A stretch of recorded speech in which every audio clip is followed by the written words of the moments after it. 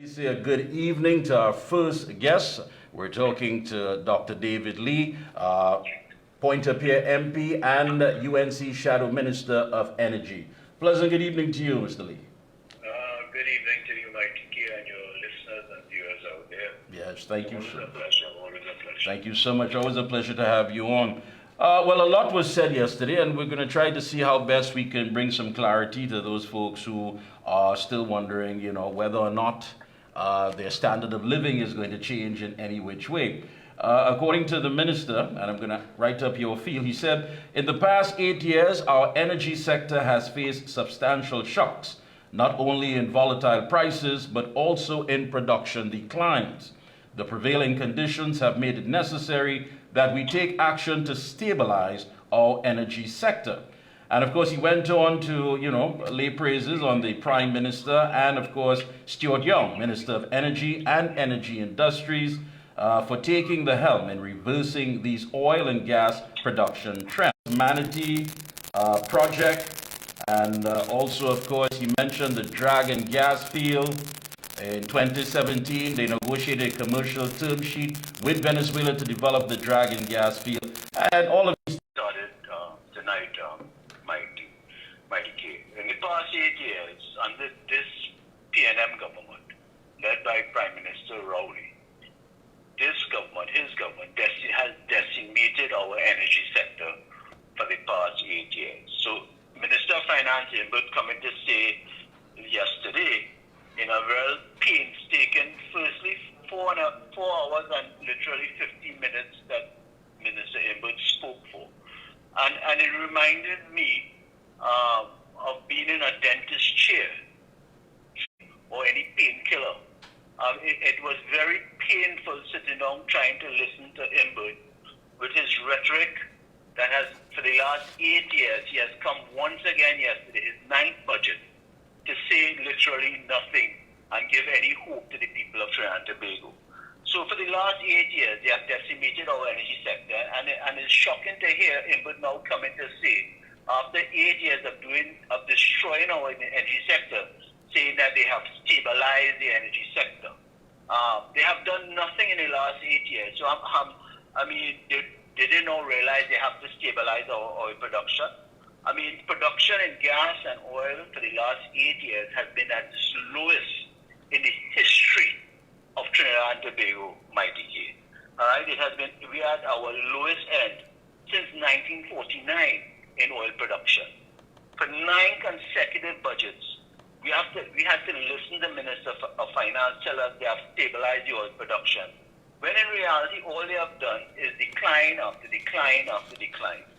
So listening to Imbert yesterday and then talked about Dragon gas. Now I want to ask a question. Now Imbert and Stuart Young is playing smart with the people of Trinidad and Tobago, and I'll tell you why. Stuart Young has given people the impression that in September 20th, he went to Venezuela, Maduro, and they signed something. But to date, up to today, even last night on one of the interviews, Stuart Young could not say definitely if they signed any new agreement or terms and conditions. You would remember that Prime Minister Rowley back in 2018 went to Maduro and they signed a term sheet agreement. And right. I'm asking today, what is different between what Rowley signed back in 2018 to what Stuart Young signed with Maduro into September 2023? And I would tell you that they are playing smart with the population, foolishness with the population. Because you would remember that the U.S. government has sanctions on Venezuela.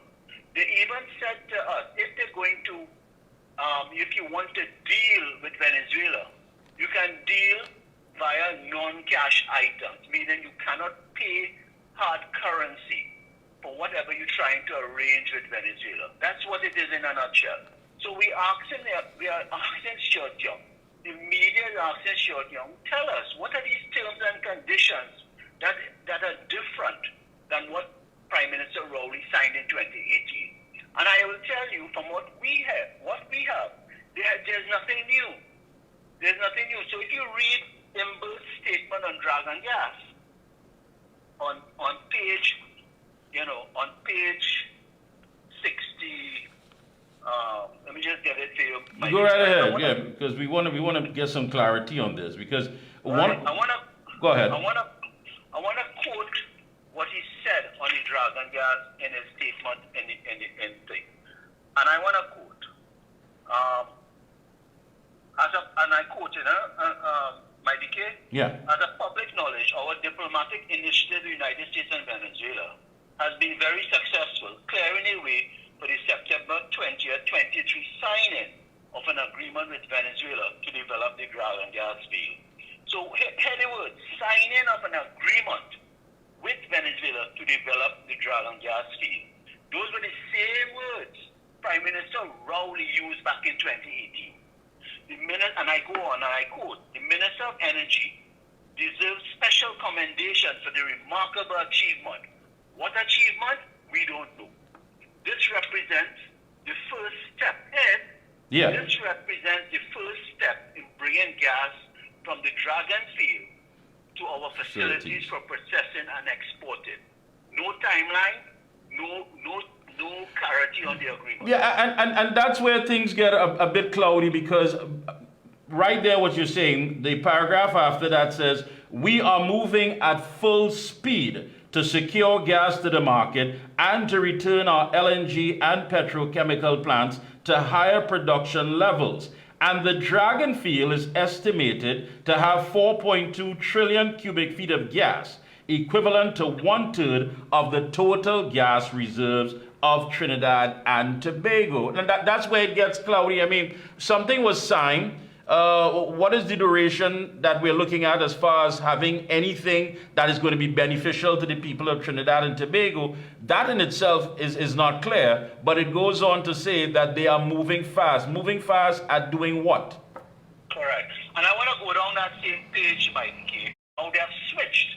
They have switched from the Dragon gas being a priority to manatee being a priority. So let's read this. Right. And I quote, when our expectations for the Dragon field project are realized, together with the production from the manatee field, we will make a major step towards maximizing build capacity in our petrochemical industry. Now, just above that, you will see there's a line which we expect the first gas to market in the first quarter of 2028. You know what they're talking about? They are talking about the manatee field. So they are saying now the manatee is looking like it's coming before the Dragon. If we have to get any gas from Venezuela, it appears to be the manatee we're trying to get before the Dragon gas. Right? So Imbert is pulling wool.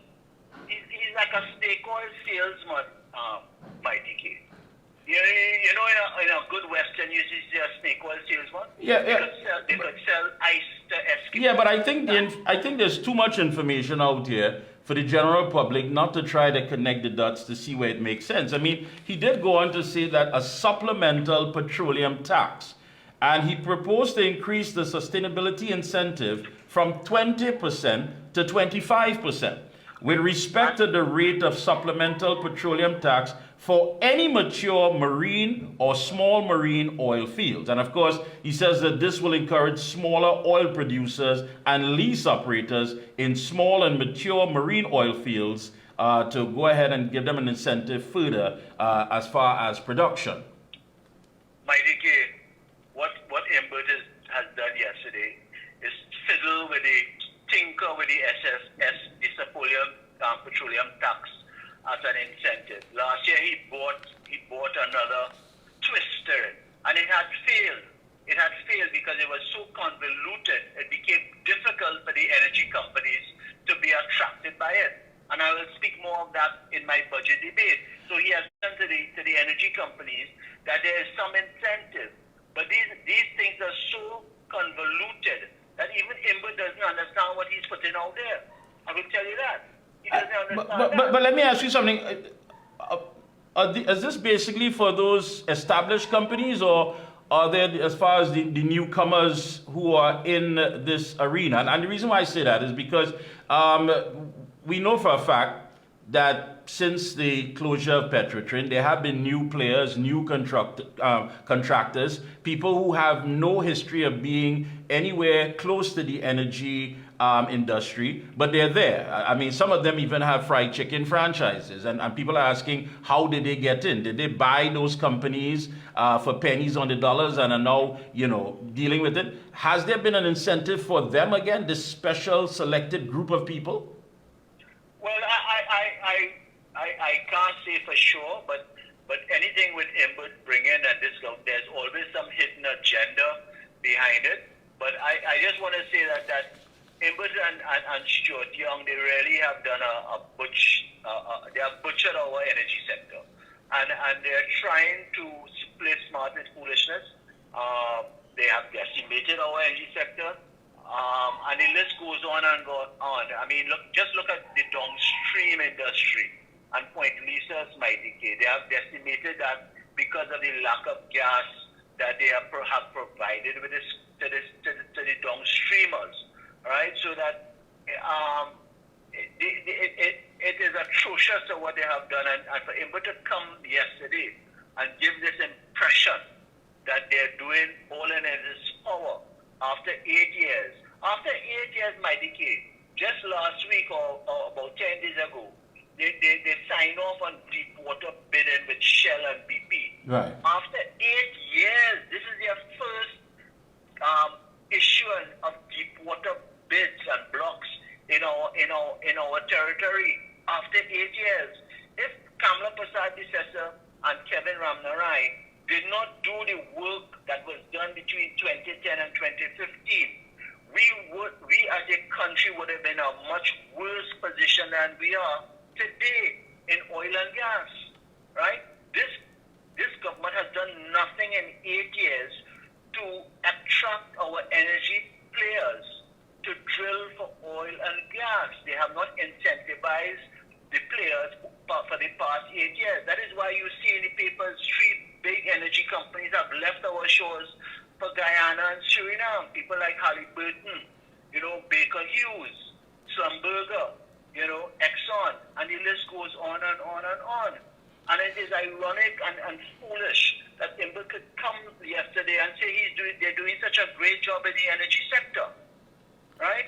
And I think what people are looking at, and the reason why I think it's fair that we need to sort of look at what's happening here as the dust begins to clear after 1 day of delivering this budget. I think people got caught up in the back pay and Christmas. I mean, putting that in one sentence alone, that is going to cause people to believe that, all right, my standard of living, even if it's temporary, I'm finally getting some release as far as, economics. Go ahead. Let me add something to that $1 billion back pay.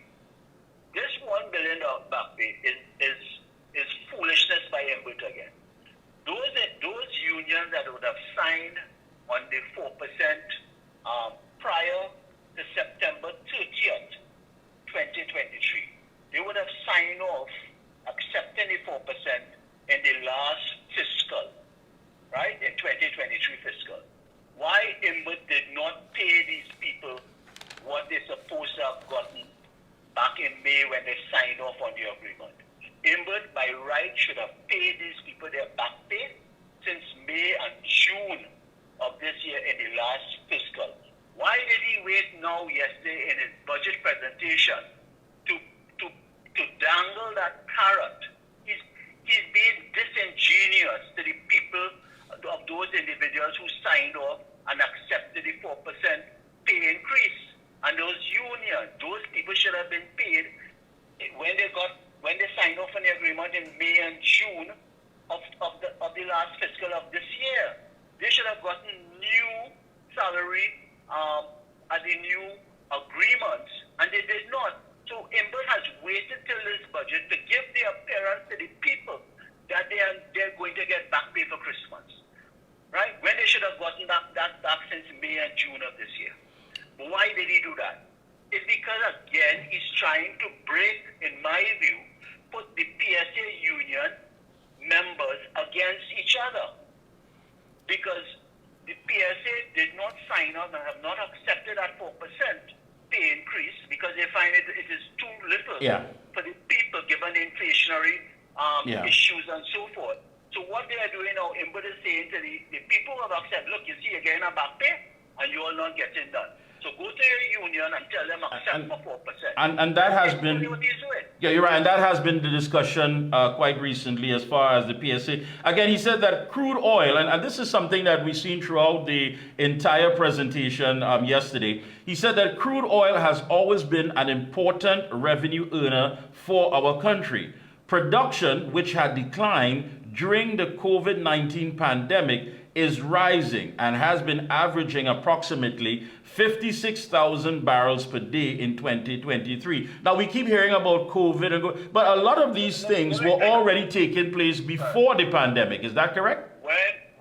That's right. When we left the Kamla Prasad admitted office in 2015, oil production was at 86,000 barrels per day. It has fallen consistently and declined every year under this government. When they shut down Petrotrin and they farmed out and they formed Heritage, which used to be Trinma. Let's not forget that.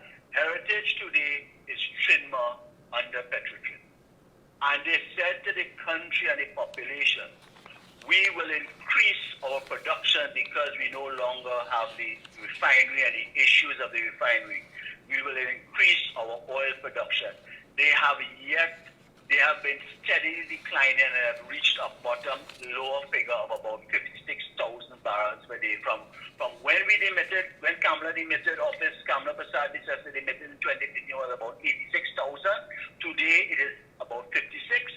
And even with the formation of Heritage Petroleum, they have not increased our production as promised by Prime Minister Rowley, Stuart Young, and Imbu. So they have failed. They have failed consistently. And that's a fact. The numbers are there. I'm not making up these numbers. It is there. So they destroyed Petrotrin. They shut down Petrotrin. And they have not been successful. Our forex situation is a direct linkage due to the shutdown of Petrotrin and the closure of Petrotrin. We are feeling that because they are taking hard-earned foreign currency and now have to purchase all our gas and oils and blended production and products to bring it into Trinidad and Tobago. Yeah. That's a fact. And that's a fact. Any closing comments, Dr. Lee? Well, I have much more to say in my debate. I'm waiting to hear what Inbud has to say again. But, as I say, I want to ask your listeners, do not be fooled by Inbud's dangling $1 billion, even the 4,000 back pay to retirees that won't be taxed, Mikee K. That is smart with foolishness, because a lot of people who earn under $90,000 annually do not pay taxes. And that's a bulk of those people, especially the people who settle for the 4%, so they would not have been paying taxes anyhow. But Inbud is giving you the impression he's doing you a favor. Yeah. He's doing you a favor. And all I would say as I close, you see the fuel prices that we pay at the pump?